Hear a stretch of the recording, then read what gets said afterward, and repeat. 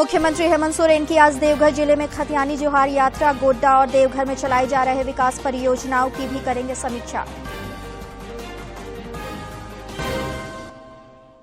विधानसभा का शीतकालीन सत्र 19 दिसंबर से। सत्र के सुचारू संचालन को लेकर विधानसभा अध्यक्ष रविन्द्रनाथ महतो आज करेंगे मैराथन बैठक। मुख्यमंत्री सुखाड़ राहत योजना पोर्टल पर अगले आदेश तक जारी रहेगा किसानों का निबंधन। कृषि मंत्री ने कहा अब तक 17,50,000 से अधिक लाभुकों ने कराया निबंधन। और राष्ट्र 1971 के बांग्लादेश मुक्ति संग्राम में पाकिस्तान पर भारत की विजय के उपलक्ष्य में आज मना रहा विजय दिवस। शहीद जवानों को देश कर रहा नमन।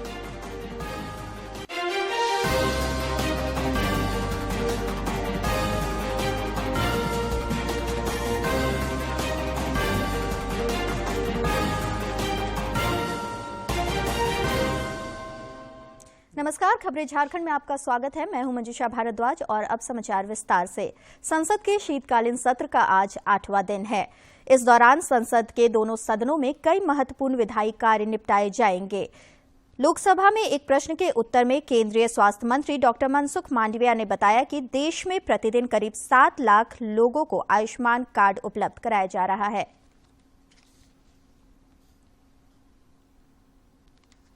पढ़ रखी है पूरी, आंसर आपको आ चुका है। अब उसके अलावा मंत्री जी आंसर के अलावा आंसर देंगे आप। ये अलावा ही है सर। माननीय मंत्री महोदय को भी यही बोला है मैंने, केवल आपको नहीं बोला, पहले इधर उधर दोनों को साथ बोला है। आप थोड़ा इसको लगा लो मशीन को, मैंने दोनों को बोला है। माननीय अध्यक्ष महोदय, आपने जो कहा आपकी सलाह का हम सचमुच पालन करेंगे, शॉर्ट में रिप्लाई करेंगे। जैसा माननीय सदस्य ने पूछा है कि हमारे आयुष्मान भारत योजना का कार्ड कम बन रहा है। माननीय अध्यक्ष महोदय, मैं आपके माध्यम से बताना चाहूँगा कि विश्व की सबसे बड़ी हेल्थ स्कीम के लिए देश में कार्ड बनाने के लिए गति से काम चल रहा है। आज तक हम पर थोड़ी जो पुरानी टेक्नोलॉजी थी उसके आधार पर बनाते थे तो कम बनता था, लेकिन हमने सॉफ्टवेयर बेस्ड अभी सिस्टम चालू की है। इस सिस्टम के अनुसार पर डे आज 7 से 8 लाख कार्ड डेली बन रहा है और अगले 4-6 महीने में हम देश में 50 करोड़ लोगों को कार्ड मिले उस दिशा में गति से काम कर रहे हैं। मुख्यमंत्री हेमंत सोरेन के संताल परगना दौरे का आज दूसरा दिन है। श्री सोरेन आज देवघर में खतियानी जोहार यात्रा के साथ कई कार्यक्रमों में शामिल होंगे। इस दौरान मुख्यमंत्री देवघर और गोड्डा जिले की विकास योजनाओं की समीक्षा भी करेंगे।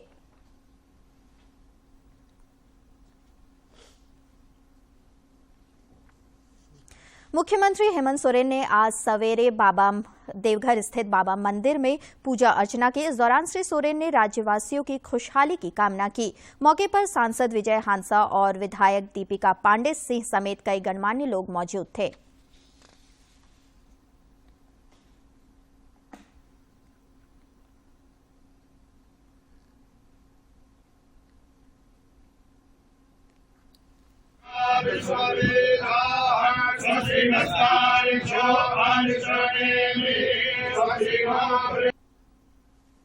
मुख्यमंत्री हेमंत सोरेन ने कलश देवघर परिसदन में आम जनता से मुलाकात की एवं उनकी समस्याओं से अवगत हुए। इस दौरान उन्होंने सरकार की योजनाओं के लाभ आम जनता को मिल रही है या नहीं, इसकी भी जानकारी ली।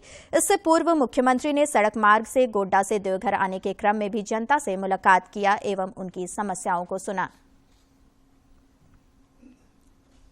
मुख्यमंत्री हेमंत सोरेन ने कल देवघर के चौपा स्थित डॉक्टर भीमराव अंबेडकर की प्रतिमा पर माल्यार्पण किया। इस दौरान उन्होंने जनता का अभिवादन भी स्वीकार किया।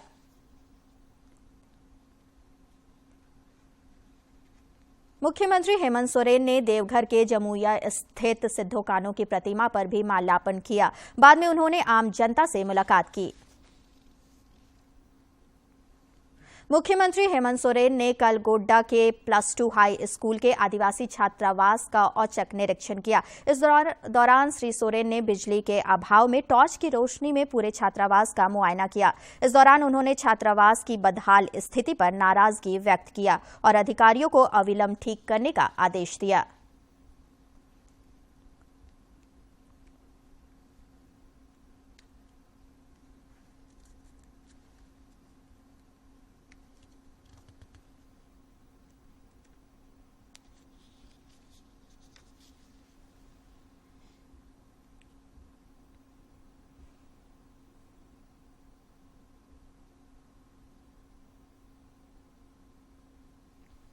झारखंड के पूर्व लोकायुक्त स्वर्गीय ध्रुव नारायण उपाध्याय की स्मृति पर लिखी पुस्तक ध्रुव एवं दिव्य आत्मा का आलोक वरण का लोकार्पण जमशेदपुर में किया गया।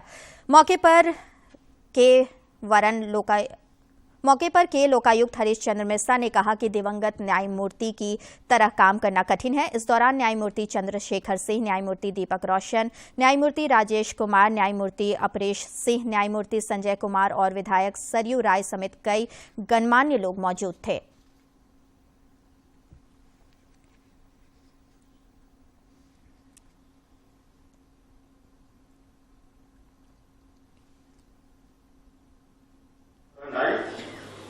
घर में मचा था बवाल, अपनी खुशियों की देवी कुर्बानी तूने और फिर सब लिया संभाल। एक पिता के रूप में अपने संतानों के प्रति उन्होंने अपना कर्तव्य निर्वाह कर एक अधिवक्ता के रूप में लोगों को न्याय दिलाकर एक न्यायाधीश के रूप में अन्याय पीड़ित लोगों को न्याय देकर तथा पानी लगती है और मैं सोचने लगती हूँ, स्वप्न झड़े फूल से, मीत चुभे सूल से, लुट गए सिंगार सभी बाग के बबूल से। इन अंगों में न्यायपालिका तो संविधान के जो प्रावधान है या हमारे जिनको हम कहते हैं लॉ मेकर्स, जो कानून बनाते हैं, नियम बनाते हैं, उनके बनाए हुए जो भी नियम संविधान सम्मत होते हैं उनके आधार पर न्यायालयों से फैसले होते हैं। परंतु बाकी दो अंग हैं शासन के, जिसमें विधायिका है, कार्यपालिका है, सेपरेशन ऑफ पावर की बात आती है तो जिन अंगों की चर्चा होती है उसमें, परंतु व्यवहार में हम देख रहे हैं तो सत्ता के जो दो अंग हैं, ये दो अंग इस तरह से घुल मिल गए हैं कि कौन किसको किस रूप में प्रभावित कर रहा है। झारखंड विधानसभा का शीतकालीन सत्र 19 दिसंबर से शुरू होगा। सत्र के सफल संचालन को लेकर विधानसभा अध्यक्ष रविंद्रनाथ महतो और मैराथन बैठक करेंगे। श्री महतो दोपहर बाद विशिष्ट अधिकारियों के साथ बैठक करेंगे। इसके बाद विधायक दलों के प्रतिनिधियों के साथ बैठक करेंगे। वहीं प्रेस सलाहकार समिति के सदस्यों के साथ भी विधानसभा अध्यक्ष बैठक करेंगे। कृषि मंत्री बादल पत्रलेख ने कहा कि जब तक राज्य के सुखाड़ से प्रभावित अंतिम कृषक को राहत योजना का लाभ नहीं मिल जाता, तब तक मुख्यमंत्री सुखाड़ राहत योजना पोर्टल पर किसानों का निबंधन जारी रहेगा। श्री बादल ने कहा कि अब तक राज्य में 17,50,814 लाभुकों ने निबंधन कराया है। इनमें से 9,13,410 ऐसे किसान हैं जिन्होंने अब तक बुआई नहीं की है। इसके अलावा 6,69,007 ऐसे किसान हैं जिनकी सफल क्षति 33% से ज्यादा है। उन्होंने बताया कि 1,68,397 भूमिहीन कृषक मजदूरों ने भी पोर्टल पर रजिस्ट्रेशन कराया है। खाद्य आपूर्ति मंत्री रामेश्वर उरांव ने कल धान क्रय योजना की शुरुआत की। राज्य सरकार ने वर्ष 2022-23 में 8 लाख मीट्रिक टन धान अधिप्राप्ति का लक्ष्य निर्धारित किया है। श्री उरांव ने सभी जिलों के एसडीओ एवं किसानों की उपस्थिति में धान क्रय की वीडियो कॉन्फ्रेंसिंग के माध्यम से की। पहले दिन राज्य के 58 किसानों ने 3011 क्विंटल धान बिक्री किया। उधर सरायकेला खरसावां जिले में 17 धान अधिप्राप्ति केंद्रों पर धान खरीदा जा रहा है। सरकार के निर्देशानुसार आज 15 दिसंबर से पूरे झारखंड राज्य में धान खरीदने का जो आज से सरकार के द्वारा एक ये किया गया था, आज से हम लोग विधिवत रूप से चालू किया गया है। और सरायकेला खरसावां जिला में जैसे अभी 17 जगह में धान अधिप्राप्ति केंद्र जो बनाया गया है, अगर इसमें भी अगर कमी होता है, किसान लोग को किसी प्रकार का अगर असुविधा होगी तो हम लोग जिला प्रशासन से बात करके और भी धान अधिप्राप्ति केंद्र का हम लोग और भी अन्यत्र जगह में और खोलने का हम लोग विचार करेंगे। विभिन्न प्रखंडों को कुल मिलाकर के आज हम लोग सरायकेला लैम्प्स, खरसावां लैम्प्स और चांडिल लैम्प्स 3 जगह का जो है विधिवत उद्घाटन का जो हम कार्यक्रम रखे हैं। ऐसे सारा लैम्प्स लगभग फंक्शनल हो गया है या कल तक हो जाएगा। अर्थात किसान अपना धान लैंप्स में आज से दे सकते हैं। गुमला जिला मुख्यालय स्थित नगर भवन में सांख्यिकी विभाग द्वारा जन्म मृत्यु निबंधन एवं विवाह निबंधन के संबंध में एक दिवसीय जिला स्तरीय प्रशिक्षण सह कार्यशाला का आयोजन किया गया। कार्यशाला में झारखंड अनिवार्य विवाह निबंधन अधिनियम के विषय में भी जानकारी दी गई। मौके पर उपायुक्त सुशांत गौरव ने कहा कि जन्म मृत्यु और विवाह का निबंधन बहुत ही महत्वपूर्ण है। गलती ये है कि हमारे इंस्टीट्यूशन में बहुत लोग जो आइडिया उसने खुद नहीं किया है तो गलती उसकी है। की तरह हम लोग करा रहे हैं। बहुत सारे ऐसे लोग हैं जान रहे हैं लेकिन इस प्रोसेस को और बेहतर तरीके से नहीं समझ रहे हैं कि उसको डिलीवरी कैसे करना है पब्लिक को। बहुत सारे ऐसे हैं जो अभी तक ठीक से नहीं जान रहे हैं, वो किसी न किसी मदद के माध्यम से कर रहे हैं। बट हम चाह रहे थे कि अपनी पूरी टीम को इसकी जानकारी पूरे से समझ हो और कितने अच्छे तरीके से दे ताकि वो अगले सीनियर लॉगिन आईडी तक नहीं जाए और जितना जल्दी हम दे सकें। अगर जन्म हो रहा है तो 48 घंटे में दें, मृत्यु हो रहा है तो घर ऐसे दुखी है उसको बहुत सारा मुआवजा वगैरह देना होता है तो वो सब दे सकें। तो जमशेदपुर के साकची में गलत ड्राइविंग करने वाले एक नाबालिग को स्कूटी सवार महिला ने खदेड़ कर पकड़ लिया और उसकी जमकर धुनाई कर दी। बाद में युवक को पुलिस को सौंप दिया गया।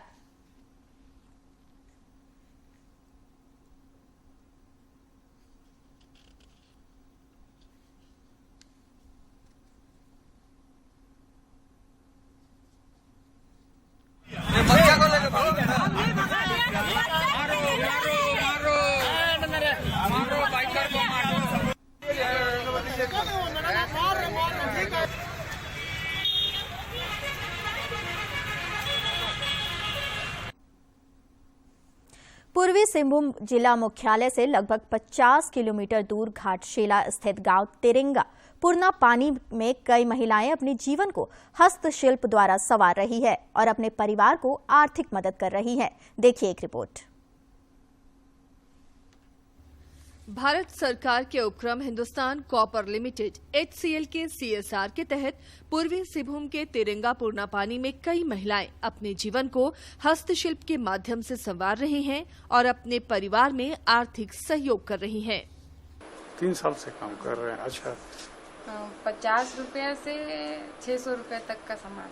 मतलब जो सबसे कम दाम 50 रुपया, वो क्या चीज रहता है? छोटा छोटा सामान सब, जैसे धूपदानी हो गया और आपका हाथी छोटा हाथी देखे हैं। हाँ, अच्छा, और 600 रुपया क्या चीज का लगता है? वो बिरसा मुंडा जी हुआ, HCL का लोगो हुआ और हिरन सेट सब।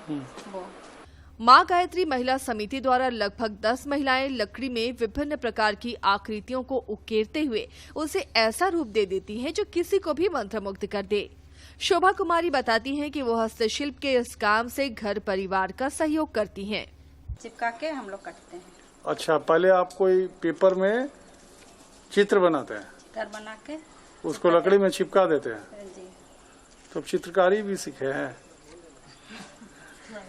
थोड़ा बहुत हम सीखे। महिला समिति के सदस्य मंजू और बीमा इस कारीगरी के हुनर के बारे में बताती हैं कि वे हिरण, हाथी या फिर भगवान बिरसा मुंडा का चित्र पहले कागज में बनाती हैं, फिर उसे लकड़ी के ऊपर चिपका दिया जाता है और उसी आधार पर मशीन से और औजार से उनकी कटिंग होती है।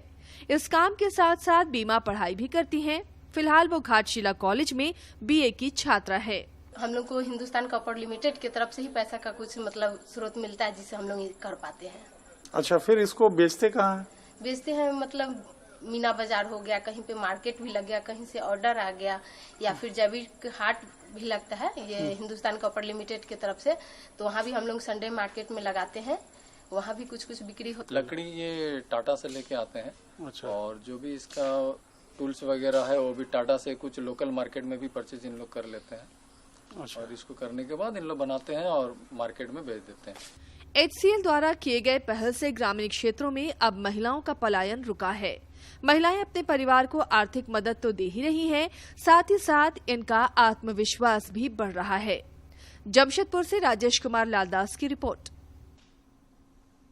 राष्ट्र आज 1971 के बांग्लादेश मुक्ति संग्राम में पाकिस्तान पर भारत की विजय के उपलक्ष्य में विजय दिवस मना रहा है। अब्दुल्ला खान नियाजी ने अपने 90,000 से अधिक सैनिकों के साथ बिना किसी शर्त के लेफ्टिनेंट जनरल जगजीत सिंह अरोड़ा के समक्ष आत्मसमर्पण किया था। लेफ्टिनेंट जनरल जगजीत सिंह अरोड़ा इस युद्ध में भारतीय सेना और मुक्ति वाहिनी के संयुक्त बल का नेतृत्व कर रहे थे। इसी युद्ध के परिणाम स्वरूप बांग्लादेश के रूप में एक स्वतंत्र और संप्रभु राष्ट्र का जन्म भी हुआ था। राष्ट्रपति द्रौपदी मुर्मू ने विजय दिवस पर शहीद जवानों को नमन किया। 1971 के युद्ध के दौरान हमारे सशस्त्र बलों द्वारा प्रदर्शित असाधारण वीरता को याद करते हैं। राष्ट्र के लिए उनके अद्वितीय साहस और बलिदान की कहानियां हर भारतीय को प्रेरित कर रही हैं।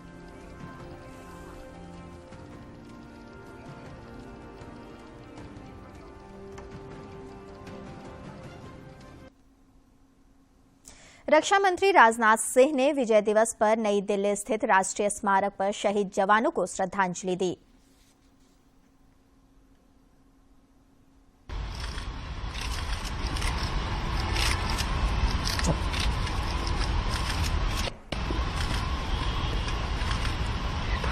तो राष्ट्रीय युद्ध जो समर स्मारक है, आप इसकी तस्वीरें देख रहे हैं, जहां पर रक्षा मंत्री राजनाथ सिंह 1970 में जो विजय दिवस में सैनिक शहीद हुए थे उन्हें श्रद्धा सुमन अर्पित करने के लिए पहुंचे हैं। आज के दिन जब जनरल नियाजी उनके 93,000 के आसपास सैनिकों ने हथियार डाले थे भारत के समक्ष।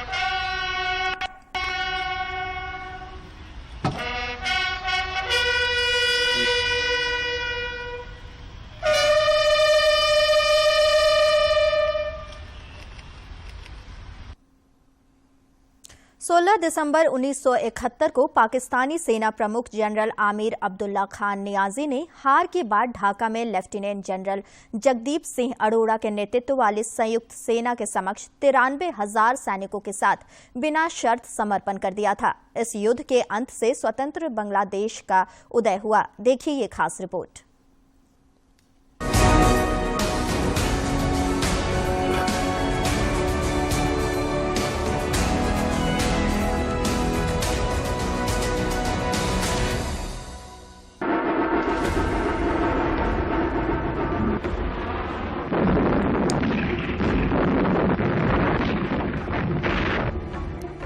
उन्नीस 1971 का भारत-पाक युद्ध 3 दिसंबर से शुरू हो चुका था। भारतीय सेना के 95 माउंटेन ब्रिगेड को तब के पूर्वी पाकिस्तान में ब्रह्मपुत्र नदी के किनारे किनारे कमालपुर, बख्शीगंज, जमालपुर, तैलंग होते हुए राजधानी ढाका पहुंचने का टास्क सौंपा गया। उन्होंने एक जमालपुर में गैरिसन बनाया हुआ था कि वो मैमन सिंह जो हमारे उत्तर दिशा से आते हैं उसकी फौज को रोकने के लिए था। जमालपुर गैरिसन में पाकिस्तानी सेना के 31 बलूच बटालियन के साथ कुछ अर्धसैनिक कंपनियां भी थी और उनके पास फील्ड बंदूकें भी थी। 10 दिसंबर 1971 तक 95 माउंटेन ब्रिगेड दक्षिण में एक मराठा एलआई के साथ जमालपुर के आसपास केंद्रित थी। दक्षिण पूर्व में 13 गार्ड और नदी के उस पार एक फील्ड रेजिमेंट और 125 मिलीमीटर मोर्टार की बैटरी के साथ ब्रिगेड मुख्यालय मौजूद था। ब्रह्मपुत्र नदी की जो ट्रिब्यूटरी थी उसको रात को हमने पार किया और दुश्मन के पीछे जाके उसके ढाका जाने के रास्ते को हमने घेर लिया, पकड़ लिया, वहां पोजीशन ली। जमालपुर पर 10-11 दिसंबर के दरमियान रात को दक्षिण से एक मराठा लाइट आगे बढ़ती है और दक्षिण पूर्व से हमला करने के लिए 13 गार्ड्स पर हमला करने की योजना बनाई जाती है। 10 दिसंबर को पाकिस्तानी सेना ने जबरदस्त धावा बोला, लेकिन एक मराठा लाइट डिफेंस ने जबरदस्त मुकाबला किया। दुश्मन को बहुत हौसला था, उसने तो हमको एक जिंदा कारतूस भेजा था और कहा था कि यदि आप हमसे लड़ोगे तो ब्रह्मपुत्र नदी का पानी लाल रंग आपके खून से कर देंगे।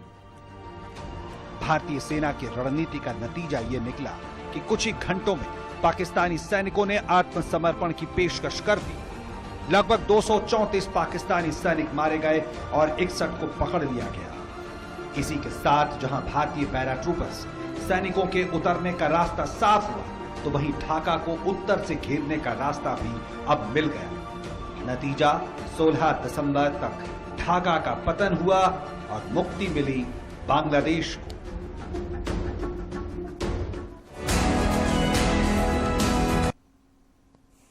विजय दिवस पर जमशेदपुर के गोलमुरे स्थित शहीद स्थल पर पूर्व सैनिक समिति द्वारा शहीदों को श्रद्धांजलि दी गई और उस युद्ध में भाग लेने वाले रणबांकुरों को सम्मानित किया गया। पूर्व सैनिकों द्वारा इस अवसर पर लोगों के बीच मिठाइयां भी बांटी गई।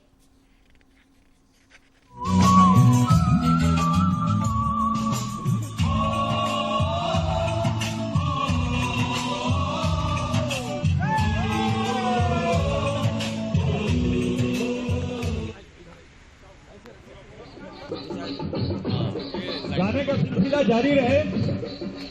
जवान अपने जीत का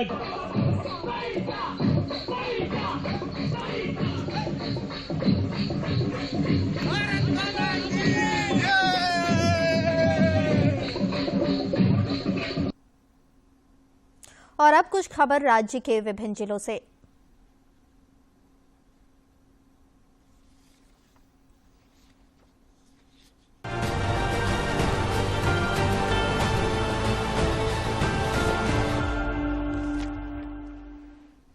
सांसद संजय सेठ ने नई दिल्ली में केंद्रीय कोयला एवं संसदीय कार्य मंत्री प्रहलाद जोशी से मुलाकात की। इस दौरान सांसद ने खलारी के राय शिशु मंदिर विद्यालय से डकरा चौक तक सड़क निर्माण के लिए स्वीकृति प्रदान करने के लिए आभार जताया। साथ ही खलारी में बंद पड़े केंद्रीय विद्यालय का संचालन पुनः आरंभ करने का आग्रह किया। रांची में भारत जोड़ो यात्रा 17 दिसंबर को रांची के जिला स्कूल शहीद स्मारक में शहीदों को नमन करने के बाद निकाली जाएगी। रांची जिला महानगर कांग्रेस कमेटी के अध्यक्ष कुमार राजा ने यह जानकारी दी। भ्रष्टाचार निरोधक ब्यूरो ऑफिसर्स एसोसिएशन का चुनाव संपन्न हो गया। चुनाव में अध्यक्ष पद के लिए पुलिस निरीक्षक गुलाम शाहिद अंसारी और पुलिस निरीक्षक अशोक कुमार सिंह के बीच में मतदान हुआ। अशोक कुमार सिंह को अध्यक्ष के पद के लिए विजय घोषित किया गया। धनबाद जिले के पाथरडीह स्थित मोहन बाजार स्टेशन के बगल में खड़ी खाली ट्रेन के बोगी में आग लग गई, जिससे ट्रेन की बोगी जलकर खाक हो गई। आग कैसे लगी इसका पता अभी तक नहीं लग सका है। पलामू के प्रमंडलीय आयुक्त जटाशंकर चौधरी ने पलामू टाइगर रिजर्व के प्रवेश स्थलों को पर्यटन स्थल के रूप में विकसित करने को लेकर अधिकारियों के साथ बैठक की। इस दौरान उन्होंने पर्यटकों की जानकारी एवं सुविधा के लिए पर्यटन स्थल के संबंधित रास्तों में आकर्षक साइन बोर्ड लगाने का निर्देश दिया। रांची जिले के काके अंचल के हल्का कर्मचारी जयवीर भगत के साथ हुई मारपीट के विरोध में जिले के सभी अंचल में पदस्थापित हल्का कर्मचारी पेन डाउन स्ट्राइक पर चले गए हैं। बताया जा रहा है कि आरोपियों की गिरफ्तारी जल्द नहीं हुई तो रांची के सभी राजस्व कर्मी अनिश्चितकालीन हड़ताल की घोषणा कर सकते हैं। झारखंड अंतर्राष्ट्रीय फिल्म फेस्टिवल और डॉक्टर श्यामा प्रसाद मुखर्जी विश्वविद्यालय के संयुक्त तत्वाधान में रांची में 17 और 18 दिसंबर को 5वां झारखंड अंतर्राष्ट्रीय फिल्म महोत्सव 2022 का आयोजन किया जाएगा। महोत्सव डॉक्टर श्यामा प्रसाद मुखर्जी विश्वविद्यालय के सभागार में होगा। हजारीबाग की उपायुक्त नैन्सी सहाय ने चूरचू प्रखंड के ग्राम हरहद मतदान केंद्र तथा पदमा प्रखंड के सरैया गांव के विभिन्न मतदान केंद्र स्थलों का निरीक्षण किया। मौके पर सभी संबंधित बीएलओ एवं सुपरवाइजर को शेष बचे फॉर्म को अविलंब ऑनलाइन एंट्री करने का निर्देश दिया। रांची जिले के जगन्नाथपुर थाना क्षेत्र में पुलिस ने हत्या के फरार आरोपी दीपक मुंडा के घर इश्तेहार चिपकाया है। एसआई पंकज कुमार ने बताया कि वर्ष 2016 में एतवा उरांव की हत्या 4 लोगों ने मिलकर की थी। इसमें एक आरोपी की मौत हो गई है, जबकि दूसरे आरोपी को खूंटी पुलिस ने गिरफ्तार कर जेल भेजा है। पलामू जिले के हुसैनाबाद थाना क्षेत्र के किशनपुर गांव के महुअरी टोले में जंगली हाथियों ने 2 लोगों को मार डाला। इस बीच मृतकों के अंतिम संस्कार के लिए उनके परिजनों को तत्काल 25-25 हजार रुपए नकद दिए गए हैं। प्रक्रिया पूरी होने के बाद पीड़ित परिवारों को 4-4 लाख रुपए दिए जाएंगे।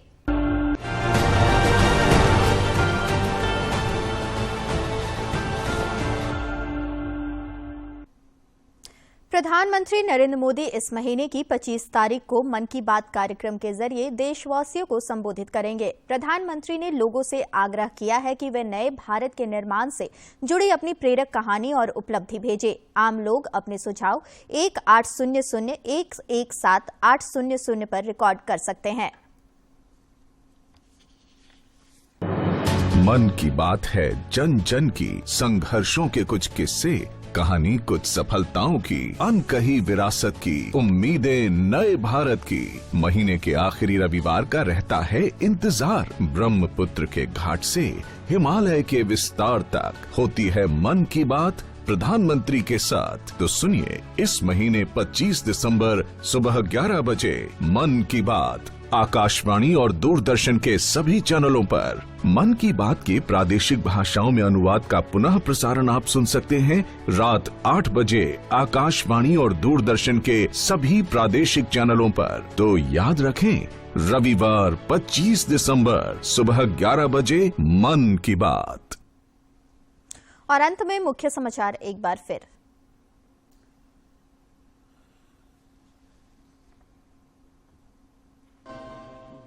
मुख्यमंत्री हेमंत सोरेन की आज देवघर जिले में खतियानी जोहार यात्रा। गोड्डा और देवघर में चलाए जा रहे विकास परियोजनाओं की भी करेंगे समीक्षा।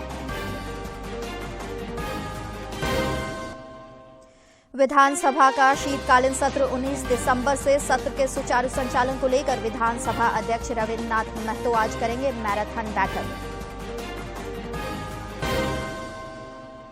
मुख्यमंत्री सुखाड़ राहत योजना पोर्टल पर अगले आदेश तक जारी रहेगा किसानों का निबंधन। कृषि मंत्री ने कहा, अब तक 17,50,000 से अधिक लाभुकों ने कराया निबंधन।